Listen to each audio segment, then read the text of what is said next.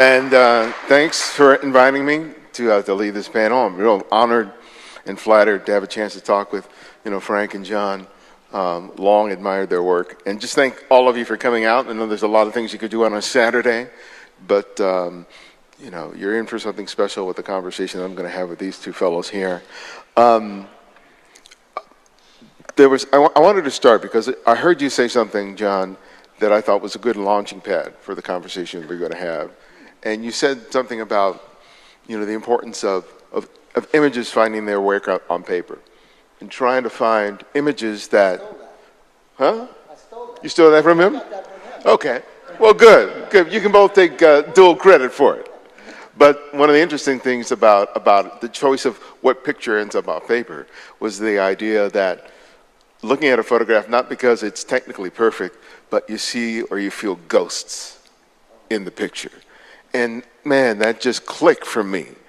And I really would like both of you to sort of speak on the idea, because both of you guys, the print, and you can just grab it off there, but to talk to us about what that means for each of you respectively, because I think that's an important part of the discussion that often is kind of left on the table, especially now with so many people producing films digitally. What does that mean to you? Well, hello. I grew up in Chicago. I started taking photographs in the 60s, and it was a really hip period during the civil rights. There was the Vietnam War. There were all kinds of things going on. The hippie movement was happening, and it was a cultural explosion in Chicago. There were music, dance, poetry, literature. I mean, it was the place to be. At least it was for me at that young age. And my mentor was a cat named Bobby Singstack. His family owned the Chicago Defender newspaper, the oldest black publication in the country. And Bobby, I've known him since I was his brother was my best friend, so I knew him from when I was 5 years old in kindergarten. And one day I looked up and I realized that Bobby was the hippest cat in Chicago. He had all these cameras, and we'd go in the dark room, I'd look at his pictures. So he gave me a camera to shoot one day, and he looked at my photograph and said, "Oh, you got an eye." I said, "Cool, okay, what is that?" All right. So he took me under his wing. And one of the things that he told me was, one thing he told me that was funny, was he told me, don't ever crop. Don't ever crop a photograph. So that, for a long time, I never cropped anything.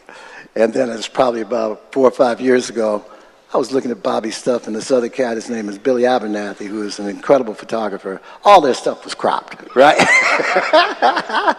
But what he told me was, he told me that a picture has to have a ghost in it. It has to have something in it, like that thing that grabs you when you first see an image, whether it be a painting or you read a poem, and whatever it does, it penetrates your soul and becomes a part of you.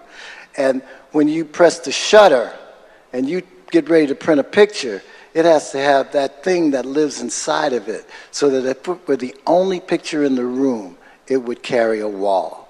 And I don't know if I do that all the time, but I mean, there are a lot of pictures that touch me. Roy DeCarava and lots of cats, but Bobby would show me their work, and we'd talk about what it does. And does a picture change you? Do you walk away from a picture having felt something? And that thing that you feel is like the bass beat. It's that thing that changes you and touches you, and that's the ghost in it. And it's funny because I don't print anything unless I feel like it's that way. Not long ago, I shot this picture of this woman meditating, and she had a shaved head, and she was in this beautiful room. It almost looked like a temple, and there was some incense burning. And because my wife, Cynthia, is hip to that, I kind of liked the picture. I said, "Cynthia, what do you think of this?" She said, "It ain't got no ghost, it's a cliche." And I looked at it, and I was like, damn, she's right. So that's what the ghost is for me. Frank?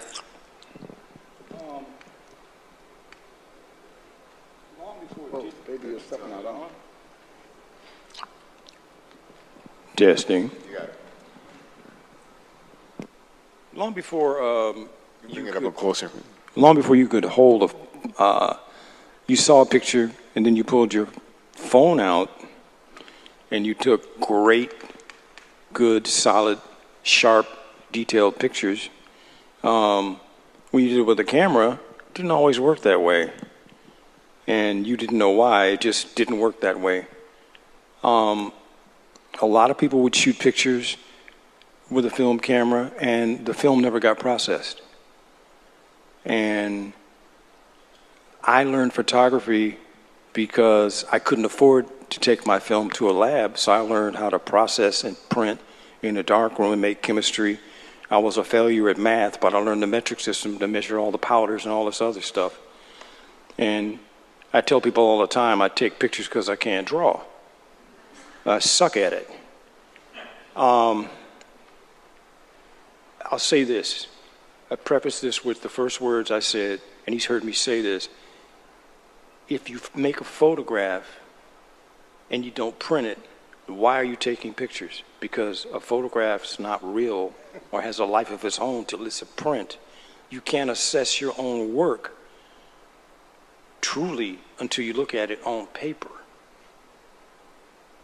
So you need to learn to see your image, shoot a good file or negative, and get a good print, and then sit down with a cup of coffee or tea or whatever you like to drink and think about what it says to you. And another thing is, a young guy said to me, "What's a good picture?" I said, "There's no bad pictures. There's a picture that stops you from breathing, that you see someplace, like his work, and you go, shit, who did that?" His third picture. And you're like, this guy can shoot. And then you walk up to him and you go, "I hate you. I have nothing but respect for your work, man, because the work this man's creating, every time you see it, it looks different. These are the ghosts we're talking about. You find something new. So then, we can all learn to do this. You got to do the work. I don't care what camera you have. I don't care what you think of anybody else's work. You got to go out and shoot your way into better work. Pick a project. Say you want to shoot people's shoelaces. Take 3 months and go around and shoot the tops of people's shoes. It sounds boring, but get good at it. I've been shooting coffee cup. I set this thing to shoot coffee cups. I watched this girl have a moment with a coffee cup in the coffee house in 1989. And when she left, what she left on the table was evidence of what she was going through. I photographed that cup she left in the middle of the table. So for the next several years, until about 2000, I would go around shooting what people left on coffee tables. I was in a coffee house in Holland, and I was sipping a cup of coffee in Delft, Holland, outside of Amsterdam, and my buddy was working at this place, and I said, "Man, I like this cup, and I'm drinking it." He said, "Put it in your pocket," so I did. I still shoot that cup to this day. That cup is the cup on the wall in there. It doesn't look like that now, because in 2015, I broke it in Germany, and it broke in 3 pieces. I glued it back together again. Now it looks like me. It's got cracks and scars all over it. But I didn't bring it today, and probably a good thing, but pick a project, don't cut corners, make prints. Let your photographs have a life of their own. I still to this day carry a small portfolio of either 4x6 or 5x7 prints. And art directors and art dealers, they don't have time to look at giant portfolios, but they always have time to look at little tiny books. Yeah. I was with a woman who was running in Sweden. She was in charge of the Hasselblad Foundation. And she said, "I've been wanting to meet you." But she says, "If you have a portfolio, I don't know if I have time to look at it. And she said, look at the table over there. It's a table about 12 feet long, stacked with big, giant black boxes of portfolios. And I pulled out a little 4x6 book, and she said, God bless you. And she spent 3 hours looking at these little pictures. The power of a picture is not the size. They say it's not the size of the fight of a dog, it's the fight in the dog. No, go ahead. I was sitting up here thinking about this. I was at the Getty Museum in that little photo research library, and I walked in there, and there was a photograph of a man playing a violin. There was a little girl. Her head was, she was asleep in his lap, and another little girl was amazed watching him. And that picture had a lot of soul to it, had that ghost in it.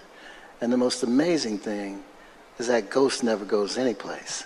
It's what keeps a photograph alive forever, you know, and it's just magical.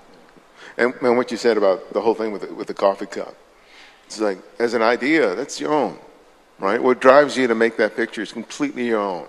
Trying to explain that to somebody else, they don't understand it, but it comes from someplace inside of you that just goes, that feels right.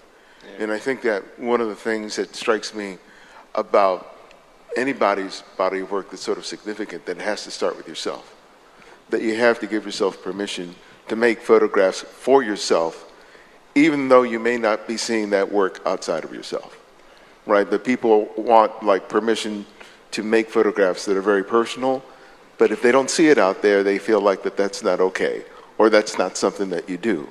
And both of you guys have definitely worked on large bodies of work that are simply propelled by your desire to make the work, regardless of how they end up being used or the home they find. Talk to me about the importance of that. Those photographs that Frank are talking about are amazing. And that portfolio of coffee cups is a real personal thing. I mean, they have their own spirit, those pictures. I mean, when I first saw, he got a portfolio that's a killer anyway, but that subject that he's talking about is really amazing. Yeah, I'm glad to know this cat. That cup has gotten me in more doors. Bring the mic closer. That cup has gotten me in more doors.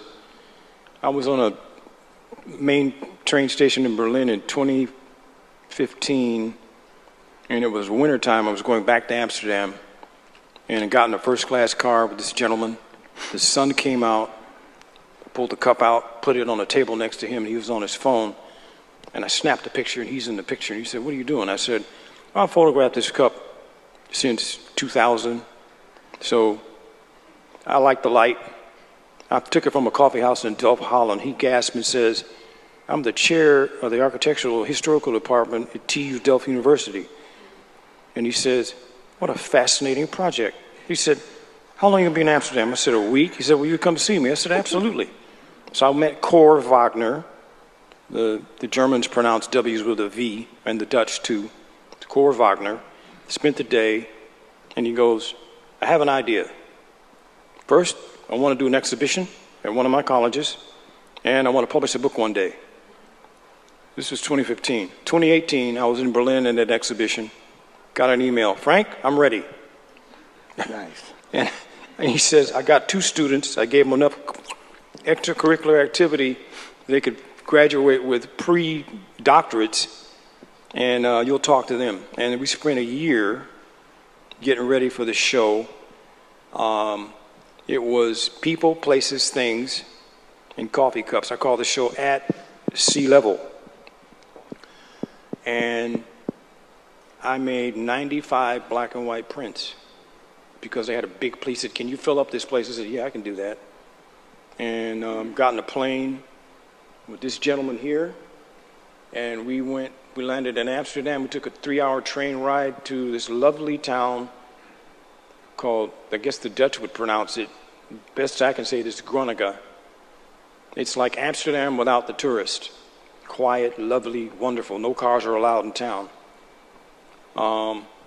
And the girls got an idea to put the prints up, hang them on a wire.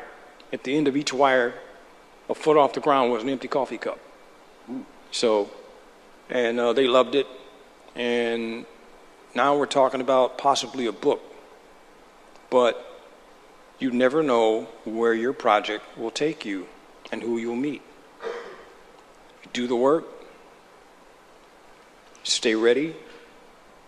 I mean, the best way to explain it is Michael Jordan and Bird and those guys, we saw them play. We didn't see the work ethic. You know, Magic Johnson would scrape snow off the court when he was a kid and do his practice before he went to school. His brother brought him his breakfast. So by the time this man gets in college, he's like a man among kindergarten kids. He's eating them for lunch in a game. And that didn't stop, you know. I wrestled in high school, and our coach, I'll say he was clocking us. He was watching us to see who is and who ain't. And so he'd have a practice. He'd turn the heat up in the room and close the doors, and we wore plastic warm-up suits. And he wanted to see who was going to quit first. He said, you know, practice is over at 4:30, 6 o'clock. The serious guys are still there.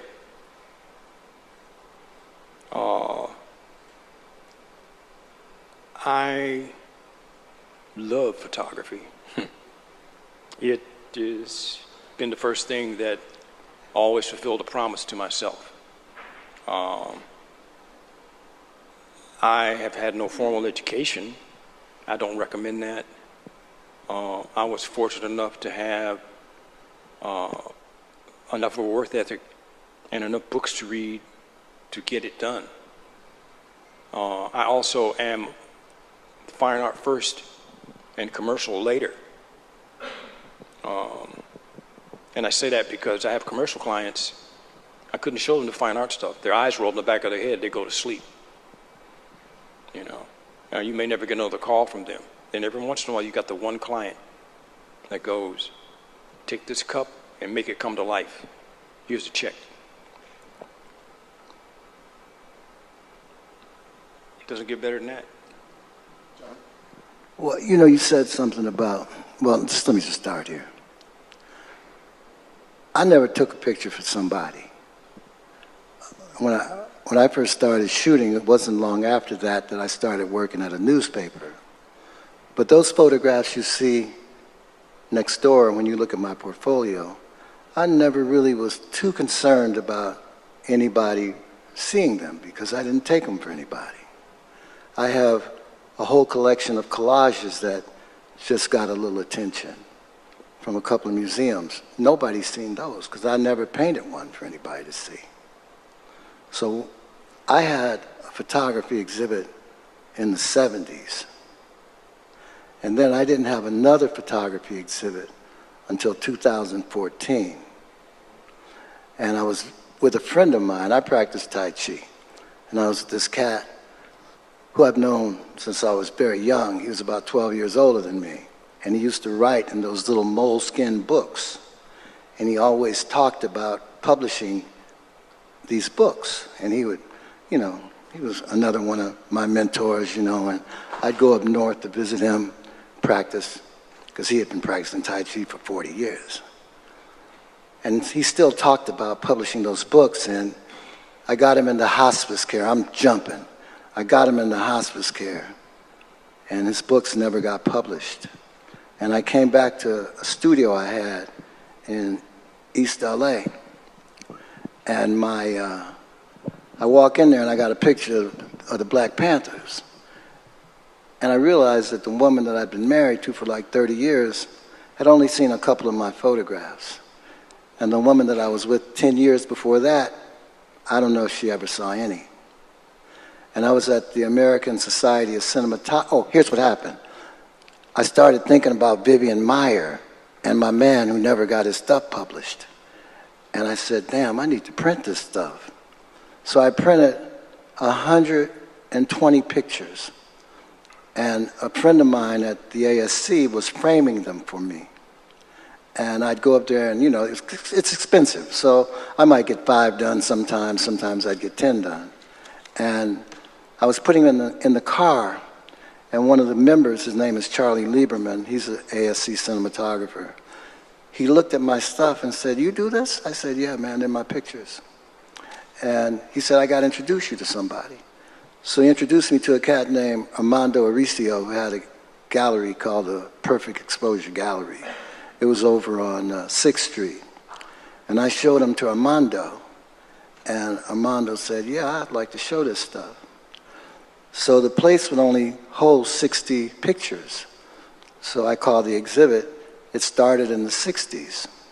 And I can't tell you how much anxiety I had the night before that show opened, because I wasn't sure anybody was really going to like those pictures, or nobody had seen them, you know? And then it worked. And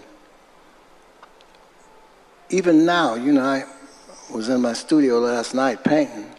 I'm not painting for nobody. I don't care if anybody ever sees the thing, you know? Hopefully somebody will, and hopefully they'll buy it, right? But I don't do the art for anyone, and I think that that's what we have to do as artists. We have to tell our own story, you know, and the story has to satisfy something within us. I mean, it's cool that they're out in the world now, and now that both of us are getting attention, it'd be nice if, you know, we could add some energy to that, but I don't even know how to do that. It's just the work generates its own attention, and, you know, I'm very grateful to be sitting here talking to you guys, people who love photography, and like you said, there's a lot to do on a Saturday, so it means a lot to me to be here with you and share these thoughts, and, you know, it's something I just love doing. Like Frank says, I work as a cinematographer.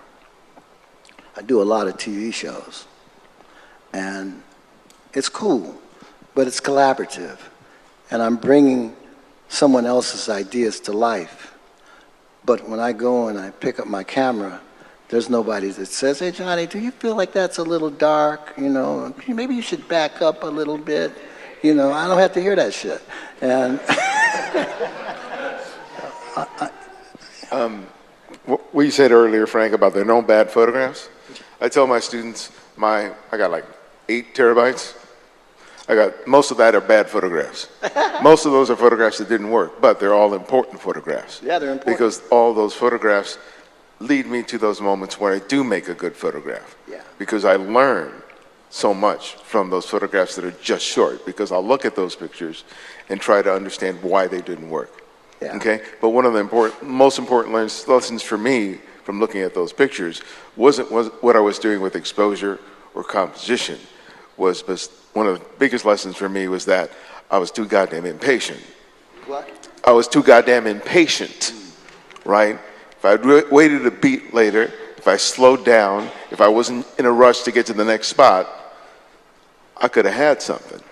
When you look at those photographs that fall short, you know, what has been some of the bigger lessons for you when you take a look at those photographs? I recently had a conversation with a gentleman, and I said, "Man, your work's amazing." I said, "The one thing I could tell you, don't cut corners. The lesson that you cut will be the one thing to get you over." I said, I'm not patient, but I had to learn what that word means. That means when you want something bad enough and you don't get it, you shouldn't be pissed off about that. You should accept that, because what usually happens with me is what the universe ends up bestowing upon me because I didn't cut corners was something so much better than I ever could imagine. You know, I wanted to be a photographer. I was at college in Alabama for a year. Counselor says to me, "What do you want to be?" I said, "I want to be a photographer." He says, "No, you don't. You want to be a doctor, a lawyer, or a preacher." I said, "I don't want to lie to people and lay hands on them." He says, "You're never going to amount to anything." I said, "I'll be the judge of that." You know, and I went to New York City, stayed with my uncle, and within 2 weeks I had a job as a photographer for the city of New York. I was in heaven. It was disco 70s New York City. all these crazy Puerto Rican women running around with afro puffs and see-through sundresses. Oh. You know, I was just like rubbernecking everywhere. It was for a summer work program in New York City, you know, and we had to process and print all the pictures we shot. So I went and got that. I knew how to do that, so I was doing that. And the job lasted about 7 months. Came in LA and got a part-time job at Sears. Put the camera down for 3 years. IBM hired me, left IBM, quit IBM because I'm not corporate. I ended up working at Transamerica fixing IBM equipment, took an employee contest, won. Next thing, art director calls me and says, I got work for you. So I'm still working on the typewriters for them, but then they're paying me to shoot stuff for them. They ended up calling me upstairs to the floor we didn't get to go on, all the executives. They said, we want to make you our corporate photographer. And I was like, can I think about it? Of course, I lost my mind inside. He said, yes. And I got that job. And that was my first time leaving the country shooting for them.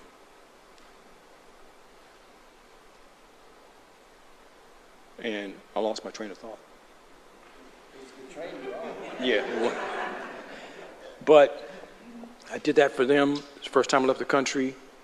I never forgot the fine art side, but it taught me to separate the two. When you're working for people shooting pictures, and my friend Leroy Hamilton, who's right there, will attest to this, you're problem solving. He's problem solving on the set. And when you can do that and make everybody look better, they're going to call you again. As a matter of fact, they're not going to call anybody else. You know, so I was problem solving. And every once in a while, you got the ones that says, hey, I saw you do that thing with that egg. Do that for this. That's a good picture. Hey, man, there's a lot of technical stuff behind that, you know, and if I tell people, and then the floating coffee cup picture, that's all analog, none of that's digital. You know, it's, think about it to get it right, and then do it. So, and I say this to people that do street photography. Think about what you want to do, think about what you need, don't bring everything with you.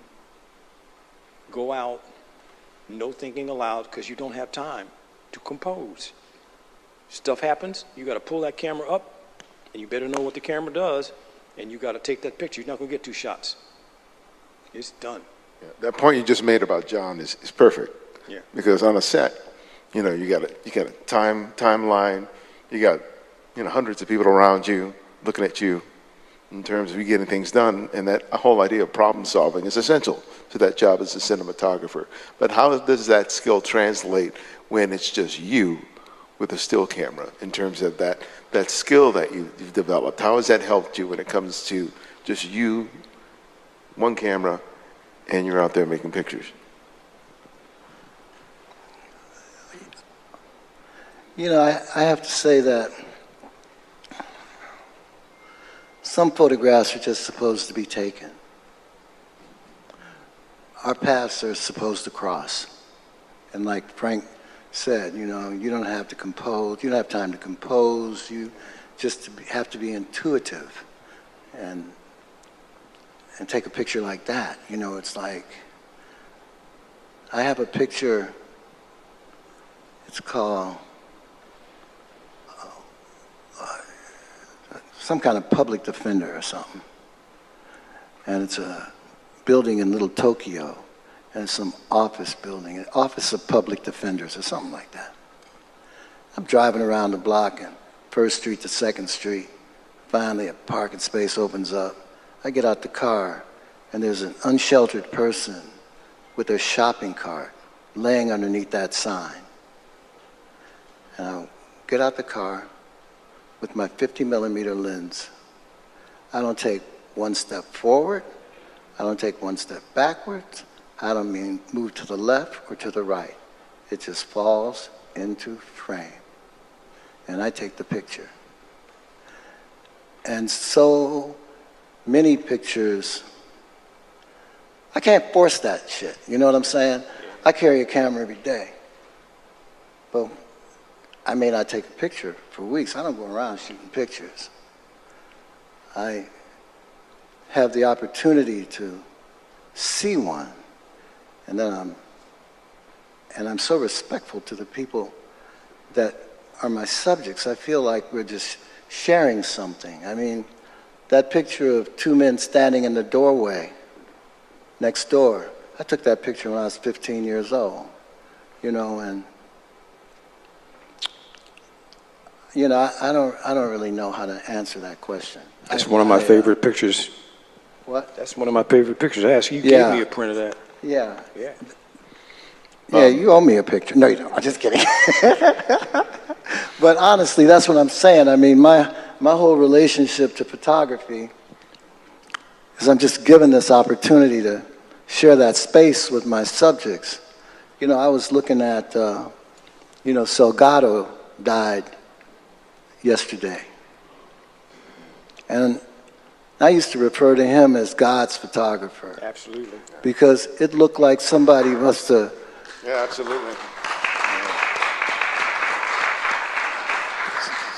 It looked like a force just grabbed his shoulders and did like this and said, shoot it, right? I mean, one of his pictures that totally blows my mind is he has this, it's in Africa, there's fires burning everywhere. There's a cat standing with a staff and his leg is on his other leg, yes. You know, like a Maasai. And there's this big cattle, I don't know what kind of thing it is, right?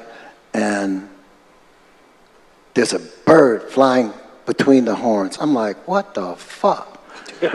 Right? And then he doesn't have the proper credentials to go into this thing in D.C. where Reagan is speaking. So they don't let him in.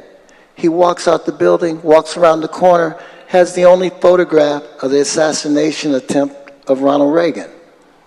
You know, and the list goes on with the photographs that he was allowed to share space with. You know what I'm saying? Now, the other thing, too, is that I've been in love with art since I was a little kid, you know. I appreciated art museums and painters and other photographers. And when I used to teach at UCLA, I taught there for 25 years, 26 years, cinematography. I stopped right after I had that first exhibit because it blew my mind. Over 2,000 people signed a guest book in 2 months. I was surprised that anybody showed up. But dig it.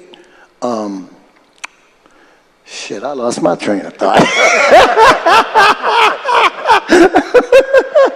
We're here for the ride. But what I'm saying is that, you know, everybody has their own techniques. A lot of people have incredible proof sheets with lots of stuff on them. You know, I don't have that. You know, I have lots of photographs that I've never printed. And I haven't printed them because I wanted those first exhibits not to have any celebrities in them. I got a few, you know, but not many. I just wanted it to be like you call fine art photography. You know, I need to get in my archives and do that because I got Miles Davis, I got Alice Coltrane, I got a whole lot of hit people that I need to, and it's time, you know, you got to have time to do it.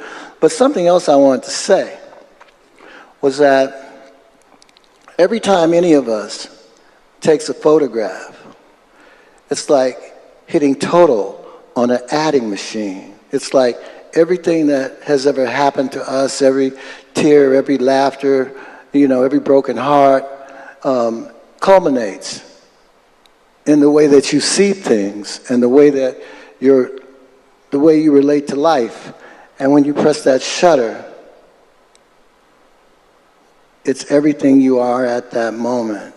And that's why every one of you takes pictures differently, because you bring yourself to that machine. You know, and, well, that's just a thought.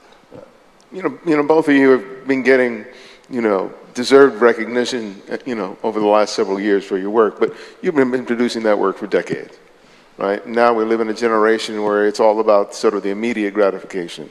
People, you know, shooting on Instagram, waiting for their likes. You know, they want that immediate, you know, gratification that someone likes the work. But that's, you can't build a body of work. You can't build a career on those short-lived likes. No. Right? So, you know, we're lucky enough that we did not grow up in that age.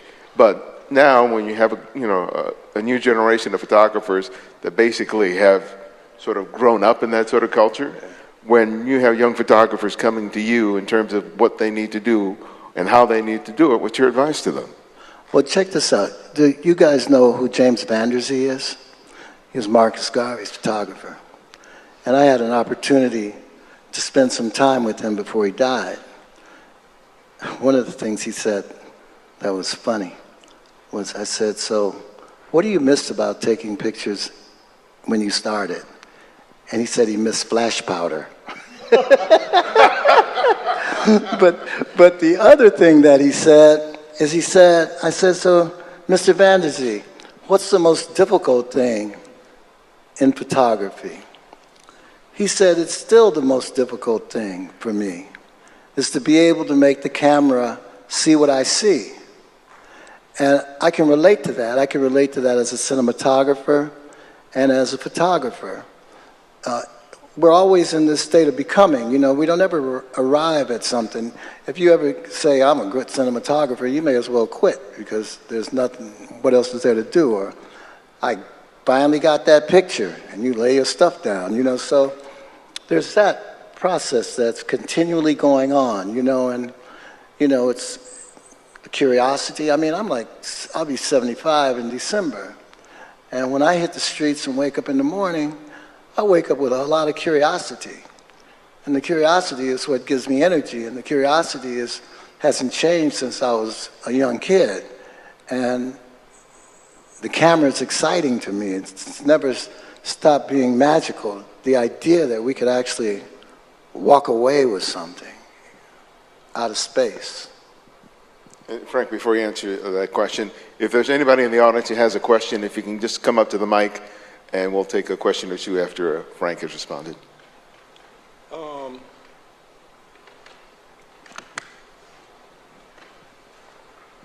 So I wrote this. I said, the act of photographing is a common. Frank. The act of photographing is a common practice of collecting moments, visually collecting moments. And you keep doing that until you end up with a whole bunch of moments. I was asked to write something. I was on the cover of a magazine, and I got the message on an email, and I was on a train going from Paris to Amsterdam, and they asked me to write something, and the last line is, I said something about photographing is collecting moments, and I'm happily becoming the sum of my moments. And if you do that, it keeps them happy in your life. Speaking on Instagram, I'm on Instagram, but I'm on Instagram because I'm not looking for followers, because the kind of work that I produce, my pictures look different every time I see them. So I always repost stuff, and people always say, is that new? I was like, no, it was up 2 months ago. You know, the mystique that the power of the Mona Lisa, people keep going to see that same picture, and everyone sees a different thing every time they go see that. That's the kind of pictures you want to strive to take. And you can do that. You got to do the work. You can't cut corners. You know. So Instagram is a terrible platform for looking at pictures because it's on a little tiny screen. People don't. I bet people won't go to my website and look at the pictures bigger. They'll go on Instagram and look at them, and they'll like or not like it or whatever, or send me a message. I get the nicest compliments. I'm so humbled by the love I get from people. Please don't stop. We haven't seen pictures like this. The the difference of stuff you do, you know. And I always, when someone follows me, I try to type back, hello. I send a hello back to them as a connection, because everyone in this room, you like connecting to people, otherwise you wouldn't be here. You know, I'm trying to bring humanity back into this world. I would rather call someone than send them a text. Dig it. You know? You know, I like the idea that the photographs we take just weave humanity together. You know, it just makes us one blanket, you know, one quilt, you know, all of your pictures, my pictures, his pictures.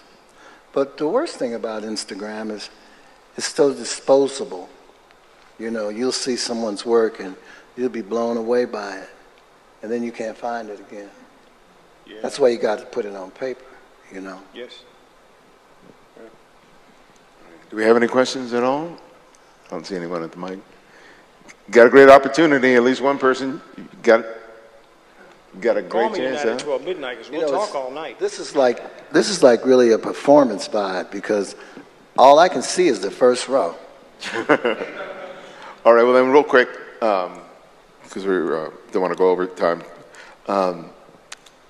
Each of you, I'd love for you to recommend a photographer that you would like people to check out, that you don't think enough people know about. Who would that be?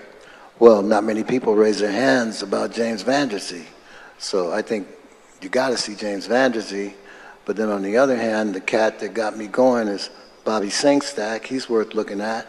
And Bobby Singstack introduced me to Roy DeCarava. And Roy DeCarava is the compass. He's the Bible of the kind of pictures that we take. And so those are like 3 off the top of my head. Yeah. Frank? I got a Roy DeCarava story. Raise my Frank. Oh, I got a Roy DeCarava story. I had quit working for IBM, and I had started at Transamerica fixing equipment for them, but I was selling stereo equipment. This funny looking dude comes in, long hair, interesting voice, and we're selling, back then the top medium was cassette decks. And the cassette decks we sold were from $100 up to $3,000 in 1979. It was a lot of money. I had a jazz demo tape, showed the dude all these, I mean, he sat there all day, and then he left. Guys in the store said, you spend too much time with the customer. He didn't buy nothing. I said, he'll be back. Dude came back next morning, bought a $3,000 tape deck. And so I go to write the receipt. His name is Horace Silver. And I'm like, oh, shit. I'm a photographer. I want to photograph. He said, come by the house. I had a Volkswagen Beetle with a 4x5 camera in the back and no rear seat. And I spent the day photographing him at his house. 2 months later, I walk into, at lunchtime, downtown LA, I go into Olympic Camera, which is gone now. Out steps Roy with this gentleman. And I had the print of him. He's like, oh man, this is cool. Let me introduce you to my friend, Roy DeCarava. And I'm like, oh, I didn't know who that was at the time. He goes, here's my card, man. You come to New York, come look me up. I didn't, but I got to meet him. Years later, when I met Gordon Parks, I didn't make the same mistake. But my photographer, besides Roy and Gordon Parks, is Fan Ho. Oh my God, Fan Ho. Woo! I got interviewed by a Chinese-American woman named Elizabeth Wang Lee, and she said, I just interviewed him. And I said, man, I would have loved to have been there for that. She got him before he died. You look at a lot of photographers, much respect to Henri Cartier-Bresson and Doisneau and Kappa, all these other guys, and people go, hey, you know, and I said, Fan Ho, go look him up. And I get called on the phone. Holy shit, who is this guy? I said, he understood what light and shadow is. And he's up there. He and Roy DeCarava, those two, I think they would have had a wonderful conversation together. We could have a whole conversation about Roy. Yeah. I got to say something, though. This is the cat you need to look up. And you got to look him up now because of what Donald Trump is saying about South Africa. And you made me remember because I was 18 years old. I knocked on Roy DeCarava's door. I was all nervous. My friend told me to go visit him. I knocked on his door, and I stayed up with him till about 3 o'clock in the morning. And he walked me to the train station. It had been raining like hell. And we walk up on this cat who's sitting on the curb trying to light a wet cigarette. And I see Roy go in his pocket. And you know, back in them days, those old cats would have like that big knot of money with a rubber band around it. And I saw Roy give this dude the whole knot of money. And then he gave him his cigarettes. And he said, and we started to walk. He said, "Do you know who that is?" He said, "That's Ernest Cole." Oh. And Ernest Cole has a book called House of Bondage. And it's about apartheid. And you won't even read what's written because every picture tells the story. And it's the most incredible book. And Ernest Cole had a bounty on his head in Europe and in Africa. And he basically lived in destitute poverty. And just before he died, people began to recognize him. But you gotta look him up because he contradicts a lot of the shit that's being said right now. When you told me about him, I went on eBay. I found a first edition book in mint condition for $50. Greg was with me. I have it. I cry every time I read that book. You can't find that book now for $50 because my man been blowing up lately. Edition, and it's in mint condition. Yeah. We were in Paris, France, and Magnum has an exhibition of his work, and that same book was there. His work is absolutely stunning. His storytelling. Every picture, there's nothing boring in that book. I mean, he's got a book called Ernest Cole's America. Yes, it's a fairly recent one. Yeah, that was the one he did after. So his story is he leaves South Africa, he comes to America, he gets discovered, they get the bright idea, well, let's send him to the South. He goes to the South in Jim Crow laws and almost has a nervous breakdown because he couldn't believe the America he thought was worse than South Africa. He said, you know what he said in the book, the line he said in the book, he said, "They would hurt me in South Africa. They will kill me in America." Dig it. His mother was South African and his father was from Canada or someplace like that. So he was considered colored. And that gave him the license to be able to go in neighborhoods where South Africans weren't permitted. But I'm telling you, all those people I talked about checking out, they're really worth checking out, but you really got to look at this dude's stuff, right? Yes. Great recommendations, He's the man. gentlemen. And thank you for being here with me. Thank you very much. Thanks, everyone.